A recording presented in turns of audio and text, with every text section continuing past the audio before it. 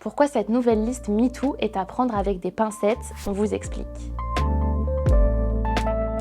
Une liste de 10 acteurs accusés de violences sexistes et sexuelles serait en train de faire trembler la grande famille du cinéma. Récit croustillant, n'est-ce pas? Sauf que cette enquête est pour l'heure inexistante car non publiée. Retour sur l'itinéraire d'une rumeur. Tout commence par un tweet posté le 8 mai par le compte Destination Ciné qui affirme que Mediapart publierait, pendant le Festival de Cannes, une nouvelle enquête MeToo mettant en cause plusieurs acteurs du cinéma français.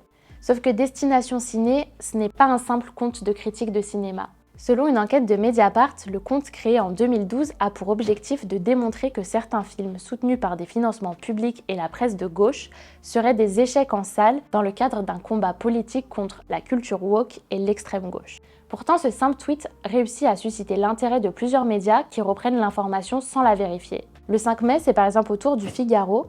Le journal évoque alors l'existence d'une fameuse liste où figureraient les noms de comédiens et producteurs français parmi les plus célèbres du moment. La rumeur prend encore plus d'ampleur quand le compte Zoé Sagan publie sur X une liste de 10 noms sans plus d'informations et nous donne rendez-vous le 25 mai sur Touche pas à mon poste pour en savoir plus. Autant dire qu'on a connu plus fiable comme source. Pour rappel, Zoé Sagan est en fait une autrice sous pseudonyme défendue en justice par Juan Branco, un compte réputé pour diffuser des informations sensibles avec une fiabilité aléatoire et débrouillez-vous avec ça. Mais aucune importance pour Touche pas à mon poste qui va bien évidemment mentionner le tweet en direct. Priorité au buzz. Et sachez que ça sortira dans quelques minutes apparemment, cette liste. On a des infos, bien sûr, nous aussi. Pourtant, le 11 mai, la journaliste de Mediapart, Marine Turki, dément formellement l'existence d'une telle liste auprès du Parisien, puis dans un communiqué.